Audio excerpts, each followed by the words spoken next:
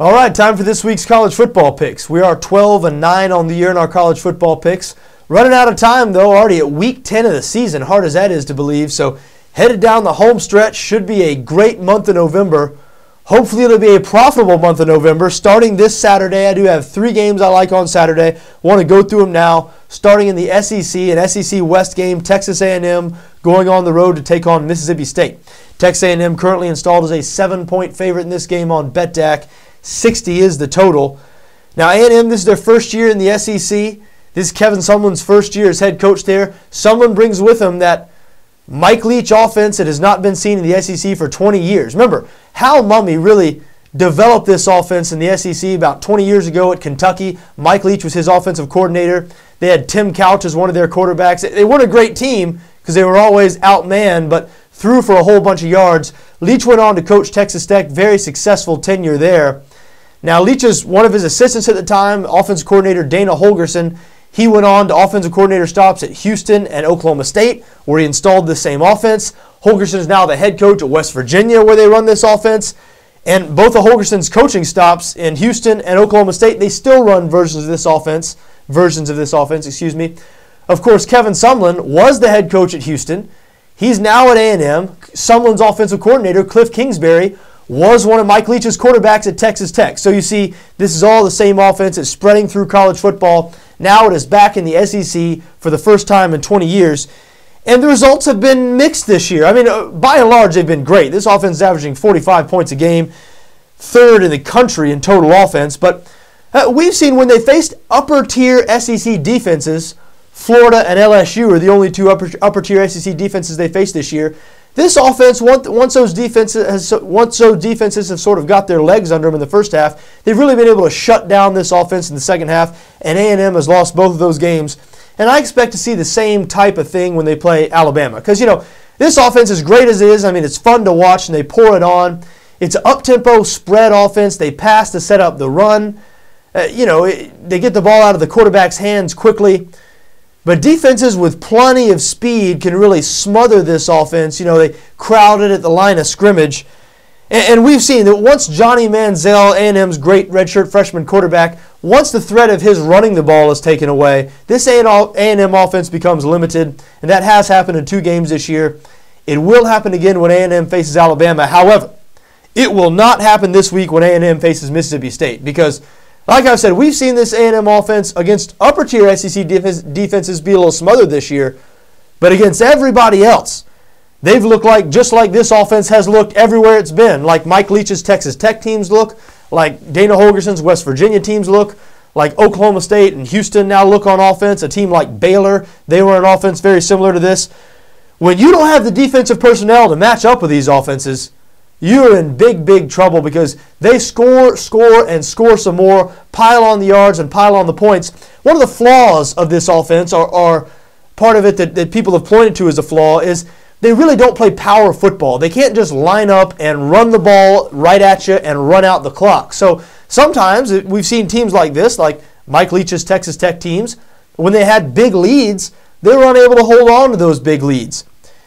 But that's a good thing. When you got a team that they're playing a defense that maybe not able to match up with this offense, and you're relying on this team to cover a big spread. Not that 7 is a really big spread, but you see, because this team can't run the ball and sort of run out the clock and slows things down and protect a lead, they have no choice but to keep their foot on the accelerator, and that's exactly what ends up happening. We saw Texas A&M lay 63 points on Auburn on the road last week.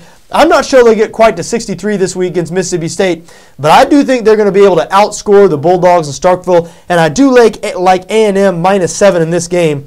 Listen, I have respect for Mississippi State. I think they're a good team. I'm not one of these people, Mississippi State overrated, even though I don't think they were the 11th best team in the country, which is where they were ranked last week before they lost to Alabama. They won their first 6 games, but I mean, you look at who they play, and I know Mississippi State fans, it's been thrown in their face. They beat the teams on their schedule. That's all they can do. Still, you can't overlook the fact their best win was against Tennessee, a team that's winless in the SEC. Mississippi State's 6 wins, their opponents are combined 16-33.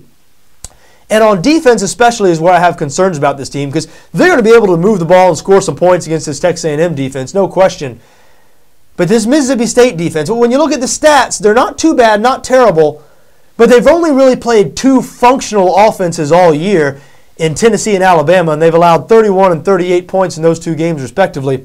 The rest of the teams they've played are not good offenses. They're either lower level teams, non-FCS level non-FBS level teams, FCS level teams, or SEC teams like Kentucky who cannot score, Auburn who cannot score. The only 2 functional offenses they've played, they have not been able to slow down. And A&M, as we mentioned, they are beyond functional. You better have the personnel to match up with this offense. And if you do, yeah, you can stop them and slow them down. But even those great defenses like LSU and Florida, it took them a half. The first half of those games, A&M moved the ball very well. But once those defenses got the hang of what was going on, they were able to shut it down. Mississippi State does not have the personnel, I don't believe, on defense to shut it down. I do like A&M -7 in this game. I think State is probably going to keep it close for 2 or 3 quarters, but A&M is going to pull away and win by 2 touchdowns or more, I believe. Next game I want to talk about is out west in the Pac-12. Oregon State, who's been a real pleasant surprise this year, at home taking on Arizona State. Oregon State installed as a 4-point favorite right now on BETDAQ, 55.5 the total. And I do like Arizona State in this game. Now, I know Arizona State has lost 2 games in a row, both at home. One of those losses is excusable to Oregon. Oregon's just better. The other loss last week, a tough loss to UCLA. They lost that game 45-43. And Arizona State going on the road here. Oregon State's probably motivated coming off their first loss of the season to Washington. But I like the way Arizona State matches up with Oregon State in this game. Todd Graham's the coach at Arizona State now. He runs an up-tempo offense, sort of similar to what the offense we were talking about that A&M runs, except for not really. They run the ball a little more at Arizona State with what Todd Graham's doing. But they've been very effective on offense this year, very balanced. They run the ball in, pass it well. Arizona State's defense has been excellent in the secondary, 3rd in the country in pass defense. This team's big weakness is run defense. They can't stop the run, which is why they've had problems in a couple of their games this year. Thing is, Oregon State doesn't run the ball. Don't know if they can't run the ball. They just don't run the ball, but they're not in the top 100 in the country in rushing offense. What Oregon State does is throw the football. They average over 300 yards a game throwing the ball. And that plays right into Arizona State's strength. Now, do I think Arizona State's secondary is good enough to shut down this Oregon offense? Not really, but it's not like Oregon State's offense, has been a real high-scoring unit in general. They're averaging about 25 points a game. Several of their games have been close. I believe 4 of their games been decided by a touchdown or less.